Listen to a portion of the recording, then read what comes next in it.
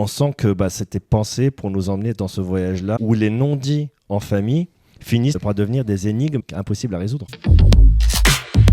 Father, Mother, Sister, Brother, le 14e film de Jim Jarmusch. Oui, c'est une sortie un peu événement en ce début d'année.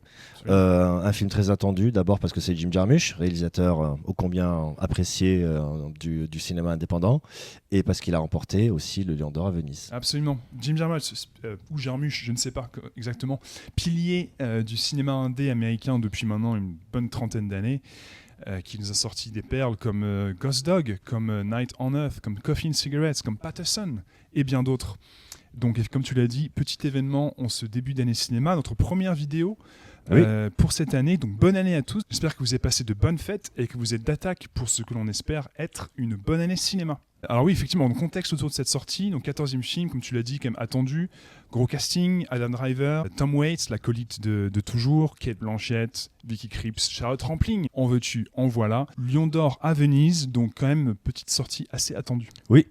On retrouve vraiment Jarmusch dans son univers un peu naturel, entouré d'habitués.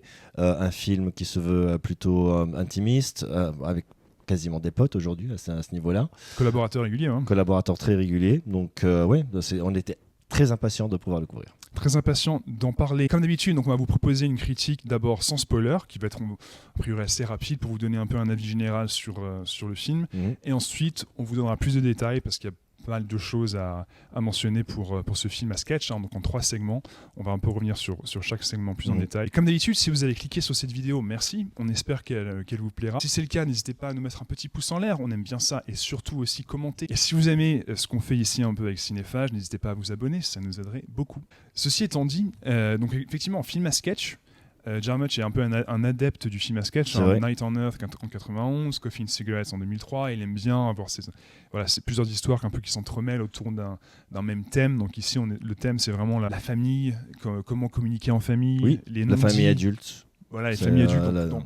Dans plusieurs localisations, dans plusieurs villes, dans plusieurs pays. Premier segment, donc avec Adam Driver, Mayim Bialik et le grand Tom Waits, qui se passe donc aux US. Oui. Deuxième segment, Cate Blanchett, Vicky Krieps, les 2 sœurs, les 2 enfants de Charlotte Rampling, la mère, ça se passe à Londres. Oui, tout à fait. Dernier segment, India Moore et Lucas Chabat, ça se passe à Paris, les 2 jumeaux, les 2 frères et sœurs qui vont partir un peu dans une certaine recherche familiale. Donc ce même thème de la famille qui revient, avec cette recherche toujours de l'expérience humaine universelle, quel que soit la langue, quels que soient les pays, etc., qui est cher à Jarmusch. Il avait commencé ça avec Night on Earth, encore une fois, en 91. Plusieurs groupes d'acteurs, plusieurs segments, plusieurs ambiances, avec des taux de réussite différents.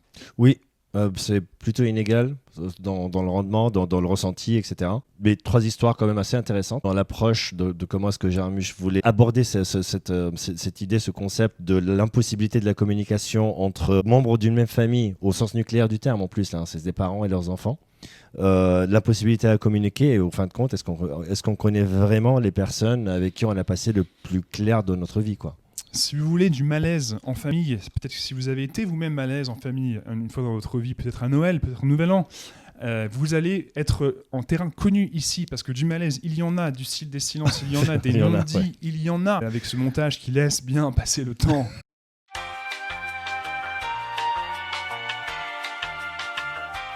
$2,000 years later. Donc oui, qualité un peu, malheureusement, selon moi, qualité un peu inégale. Si on commence un peu avec nos avis, je trouve que ça commence plutôt fort, avec le segment qui se passe aux US, avec les personnages de Adam Driver, Mayim Bialik et donc Tom Waits, le père, aux US. Je trouve que c'est assez intriguant, cette situation. Le cadre, la scène, maison un peu très modeste, au bord de lac, isolé, aussi, où se rendent donc les enfants Adam Driver et Mayim Bialik. Deuxième segment qui fait un peu écho encore une fois au premier, je trouve qu'il tombe malheureusement un peu dans la redite.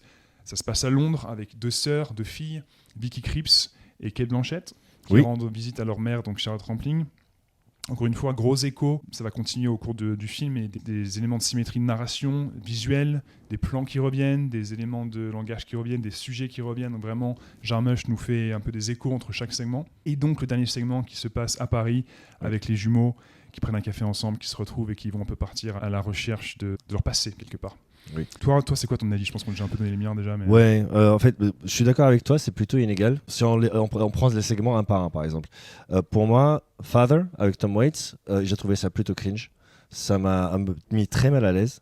Même si le jeu de Tom Waits est incroyable. En plus, il est face à Adam Driver qui est quand même une masse.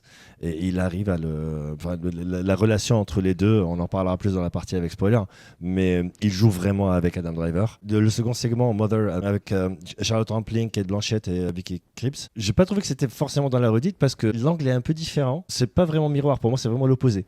On entend vraiment dans l'histoire un peu opposée, sur plein de codes, on pourra en reparler tout à l'heure. C'est pas que je me suis ennuyé, mais c'est vrai qu'il y a peut-être un peu trop d'écho entre les épisodes, etc.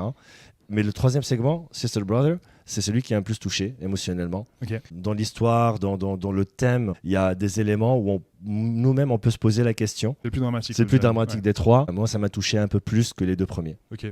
Ben moi, c'est marrant, c'est totalement inverse.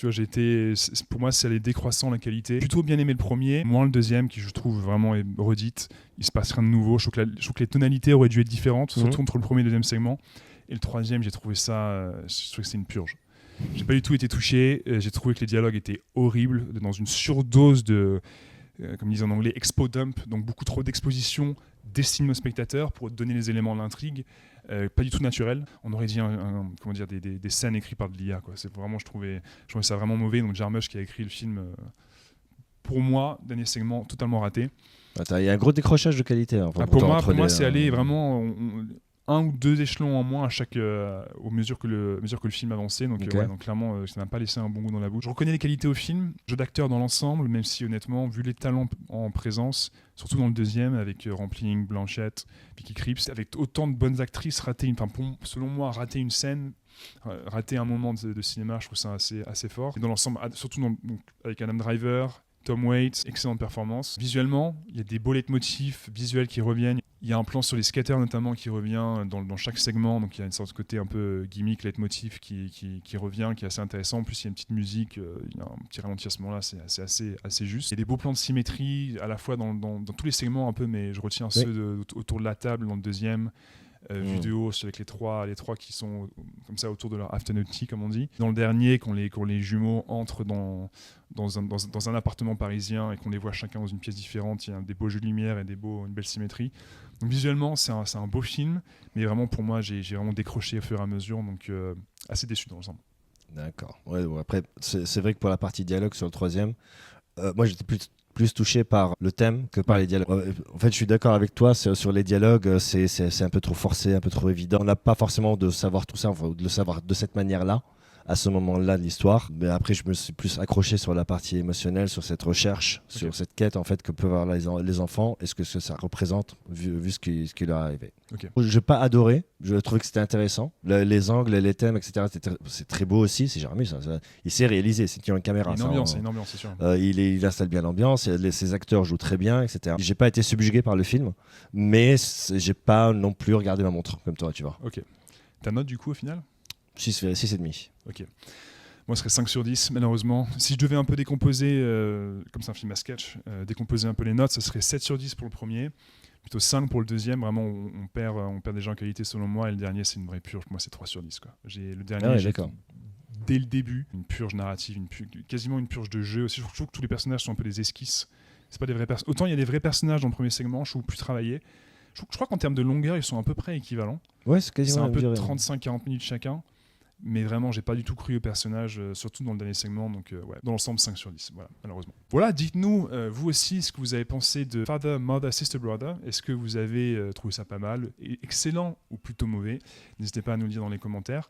Maintenant, pour une partie avec spoiler.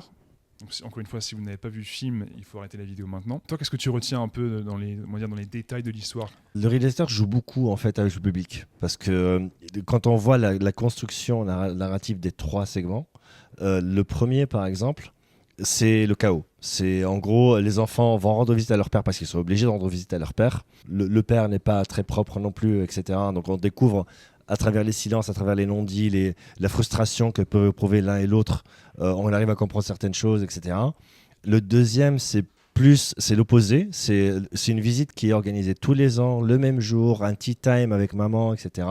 Les petites filles bien propres sur elles qui vont rendre visite à leur maman. Forcément, il y en a une qui est plus sauvage, plus rebelle que l'autre, qui se veut parfaite, etc. Donc Vicky Krieps qui est plus, sauvage, original, hipster, et puis et Kate Blanchett qui est BCBG carrée. à fond, Et donc ça fait vraiment un opposé par rapport à la première histoire. Et la troisième histoire qui pour moi est la plus décrochée, parce qu'il y a une partie qui existait dans les deux premiers qui n'est pas dans le troisième, c'est la présence des parents.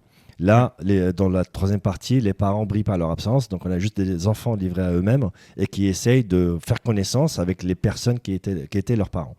Donc oui, ça donne lieu à de l'exposition d'hommes, comme tu l'as dit tout à l'heure. Dans la continuation de la chose, on sent que c'était pensé pour nous emmener dans ce voyage-là où les non-dits en famille finissent par devenir des énigmes qui sont impossibles à résoudre.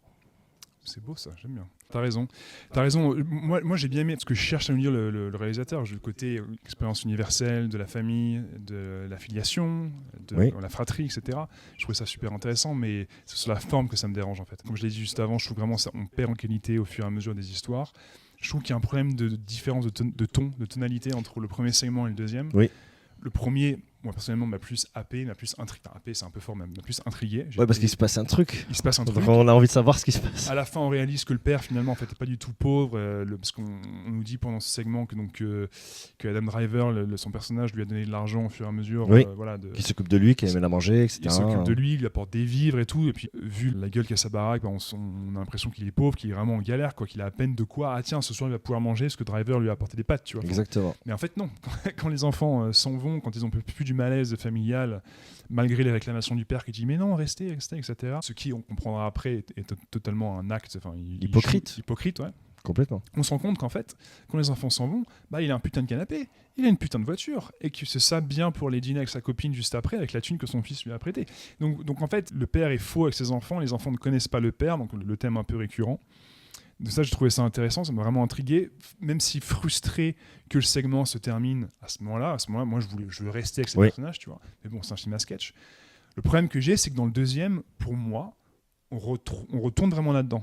Alors, on est à Londres, on est avec des femmes, à ce moment-là, on est vraiment juste avec donc la mère, Charlotte Rampling, et les deux enfants, Vicky Krieps et Kate Blanchett, qui malheureusement n'a pas grand-chose à jouer. Hein. Enfin, en fait, les trois excellentes actrices qui n'ont pas grand-chose à jouer malheureusement dans cette scène. Il y avait du talent à mètre carré et finalement... Exactement, et je trouve que les personnages sont des esquisses. Alors effectivement, tu as le cliché de la hipster originale avec les cheveux rouges, tu as le cliché de la BCBG, tu as le cliché de la maman qui a une réussite dans la vie, qui est une écrivaine, pour qui ça a bien marché, qui est complètement coincée, et qui clairement n'a pas réussi à établir une vraie relation avec ses enfants. Ouais. Comme le montrent les longs silences et le malaise lors de cette scène.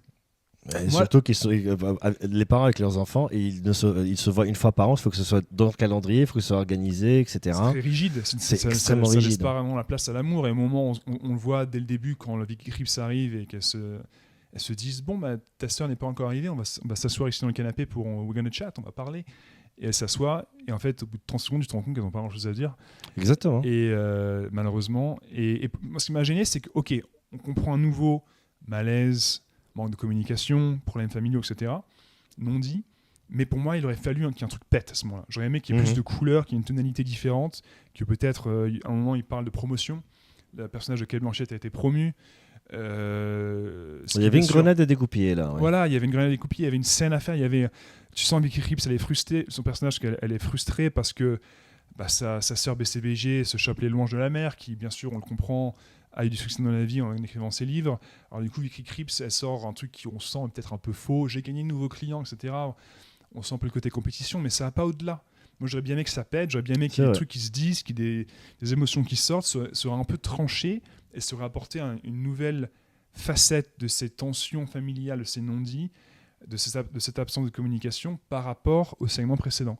Pour moi, on retombe vraiment dans la même chose.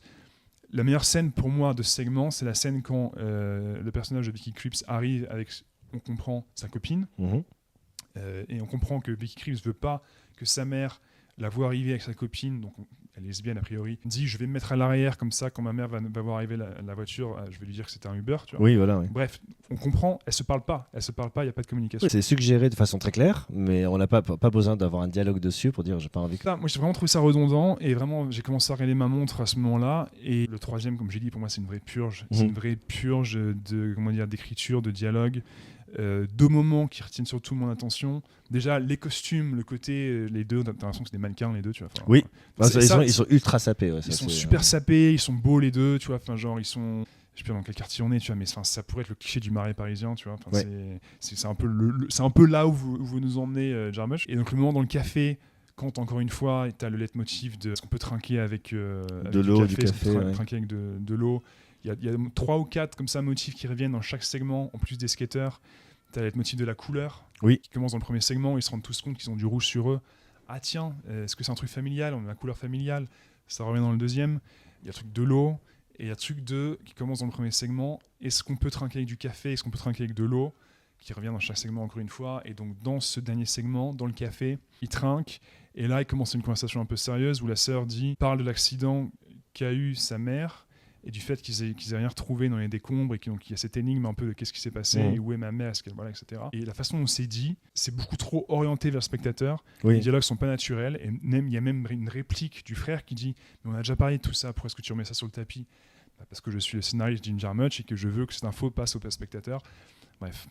Oui, je trouve que je suis d'accord avec toi. Cette partie-là, c'est vrai que c'est trop, c'est forcé. Je trouve ça très maladroit. Et le dernier moment qui m'a vraiment, j'ai trouvé horrible en termes de narration, en termes de dialogue, c'est quand les deux se retrouvent donc dans la chambre de l'appartement de leurs parents, donc décédés les deux. Ça aurait juste dû être une scène de silence qui aurait pu être forte, parce que en plus les acteurs sont bons en ce moment. Je trouve que moi j'étais quasiment emporté dans la scène à un moment donné, où ils sont tous les deux, ils s'enlacent, ils sont dans l'ancienne chambre de leurs parents, ils se mettent un peu à pleurer. Je sais plus si c'est la sœur ou le frère qui dit la chambre de maman et papa.